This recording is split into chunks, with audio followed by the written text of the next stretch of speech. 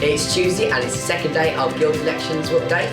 Today's episode will be centred around this year's candidates and their race to govern the Guild. Later in the episode, James Cardus will be having an exclusive interview with Chris Wilkinson, who is the current education officer.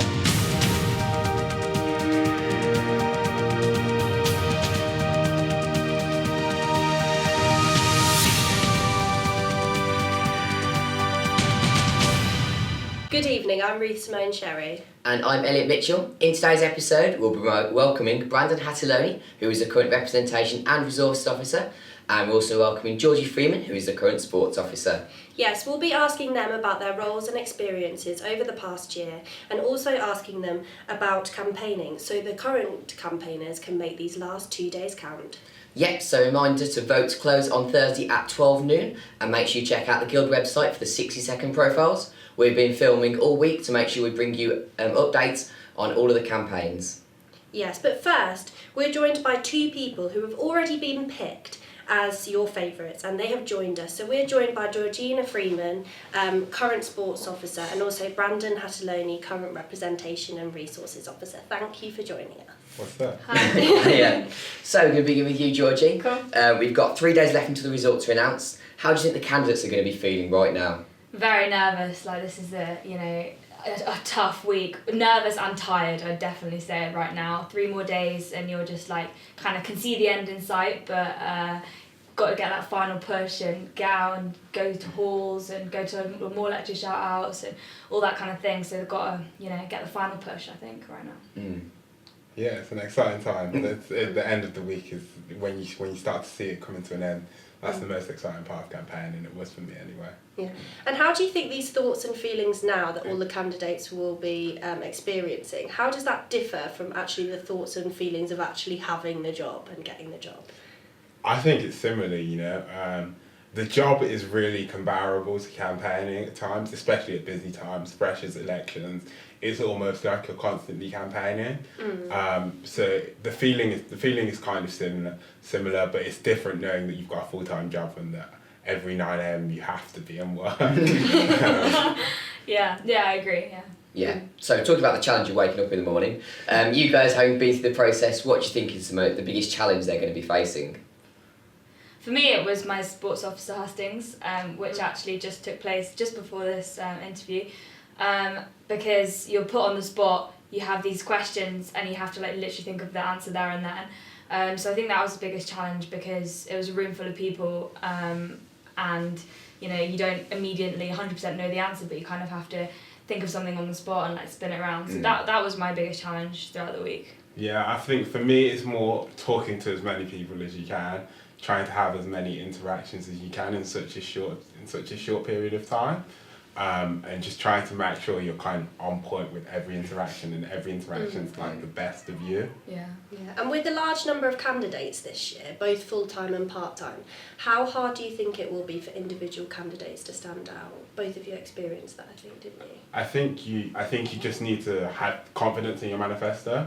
And when you're talking to people, to show that conviction and that you believe in what you're doing and what you're saying, I think that will make you stand out to every individual that you talk to. Confidence in it, but also you have to know that it's actually realistic and it's actually plausible and you're able to actually do those kind of things. I think that's important. Georgie and Brandon will be catching up with you in a little bit later.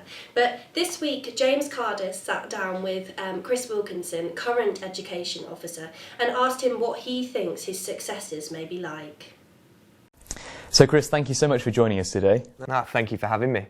And you've been education officer for a year now?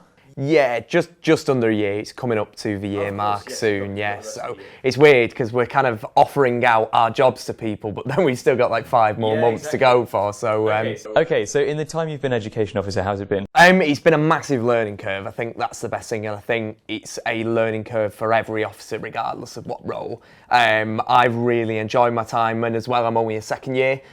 So kind of going back into third year, it's going to be really different. I get to kind of have a real appreciation of what goes on behind the scenes of a university. I mean, even just actually getting a module and kind of how many lectures that has, everything like that, there's such a massive process behind that. It's kind of really nice to have an appreciation of what goes on behind that as well.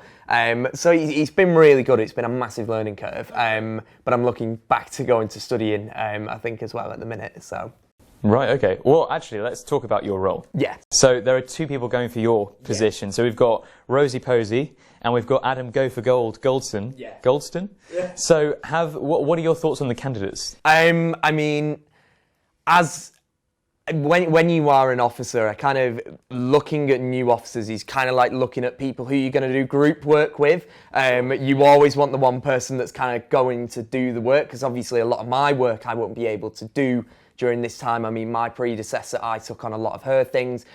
Whoever my successor is will take on a lot of my things, so you do kind of worry about it. I will be totally honest, they're two fantastic campaigners. They're two fantastic people, more than anything, and they're standing on some really strong manifesto policies.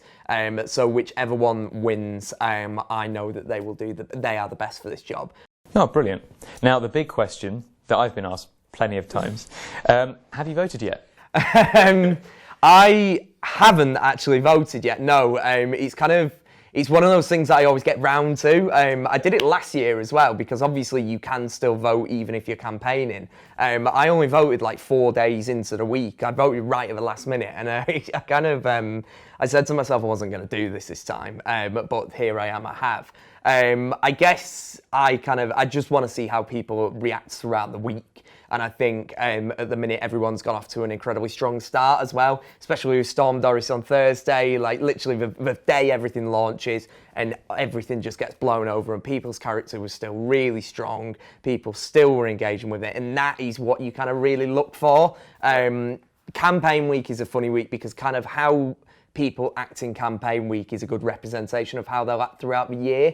So actually having really determined people is such a strong quality that you can kind of see from there. That's what I found in my personal experience. I might be entirely wrong. Like, it's not a proven theory. But like, I haven't voted at the minute, and I think I'm just kind of waiting out, seeing who kind of comes through and just having a look at the policies again. Brilliant. Well, thank you so much for speaking to us, Chris. And I guess we'll see what the campaign week brings. Yeah, thank you.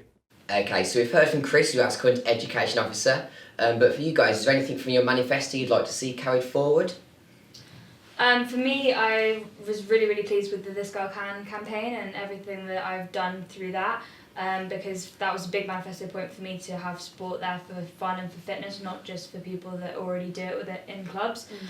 So if my successor was to continue the This Girl Can promotion and getting people into sport that maybe wouldn't have got into it to begin with, I'd be really happy with that. I think for me, one of my biggest manifesto points was more events and live music, and that's something that takes the creating of a culture. I think we've started to do it, but I think if my successor, along with whoever the next activities and development officer, can continue that, is something that could really take off for the Guild. And Georgie, you've got a lot of candidates going for your position. Yours is uncontested. We're going to speak about that in a bit. But what's that main policy running through? Do you think there's one policy which is running through pretty much all of their manifestos, or a lot of them? It's an interesting question. There's two that were keen to do welfare, sport and welfare, which is very interesting, and like mental health and all that kind of thing, which leads off what I've been doing with disability in sport. So like to try and link in mental health, so to obviously work with the welfare officer. And then another one that a lot of them had consistently was gym memberships, and to try to get monthly gym memberships. So there were two kind of main things that a majority of them had out of the four. So interesting points. So talking about all these prospective candidates, we know how good a campaign team is behind you. So what are your views on the campaign team behind you? Yeah, it's really interesting because I think there's so many different ways to do it. When we were working out how we should run the elections, how to win training, we wanted to talk about how big a campaign team should be, but I think there's a variety of ways you can do it. You can have a small, really committed team, or you can have a huge team doing little bits. And it is really helpful. It will really help you get your message out there. But ultimately, it's down to that candidate. It's down, if they're not the right person for the job, they'll be exposed no matter how big or small their campaign team is. And this year there are actually 5 uncontested positions, both full-time and part-time, and one of them is Representation and Resources Officer. Now, going off your own experience, do you think this might actually end up making the candidates a bit, maybe a bit complacent, a bit of laziness starts to get in, or do you think their campaign trail will keep pushing on? Right. Firstly, RRO is a dope position. It's amazing. It shouldn't be uncontested, but unfortunately, we had someone drop out early in the week. But further to that, yeah, sometimes it can be really hard on that person. If you're uncontested, it can be really hard to motivate yourself to get out there. But as we know, Ron can get people. So no election is truly uncontested because it's the candidate versus Ron. And Ron can win. Would you have been afraid of Ron? Would I have been afraid of Ron? I'm a great campaigner, so I'd never be afraid of Ron. But if you don't campaign, Ron can win. Reopen nominations. Yeah. So it's always important for those candidates to still get out there and get their message, because if you don't get enough votes, you don't have a big enough mandate to make any change. And that is the importance. But saying that, I do know the candidate who is running in this uncontested election. And she's a fantastic candidate who will keep going. So, yeah. Okay, so finally, last few words. What advice would you give to the candidates heading into the last few days? I mean, I guess I would say, like, don't give up. Like, don't get to the end of the week and just be thinking, like, that's it, I can see the finish line, like, people will have already voted, blah, blah, blah. But I think the most important thing is to emphasise that, like, you can change your vote. Like, if you spoke to someone and then they're actually like, oh, actually I agree with your policy more than the person I voted for, make sure that they know that they can change their vote, and just make sure that you, like, dig in these last few days, like, keep going, and even if you don't get it in the end, like, it's such a good experience, like, you've worked really hard this whole week, so yeah, keep going, don't give up. Is what I would give advice. Yeah, similar advice. I'm going to be a little bit more cheesy. Keep going, keep working, because that's what matters. That's why you did this. You ran because you wanted to find out what students want and you wanted to make change. You're going to do it by keep carrying on. And most importantly, you're all winners. Like, there's the cheese. But seriously, you all went through this process that is exhausting at times. Grueling, yeah, hard work. And it shows the commitment and dedication that you all have to the cause and to helping the 34,000 students at Birmingham. So you are all winners. Keep going, keep finishing.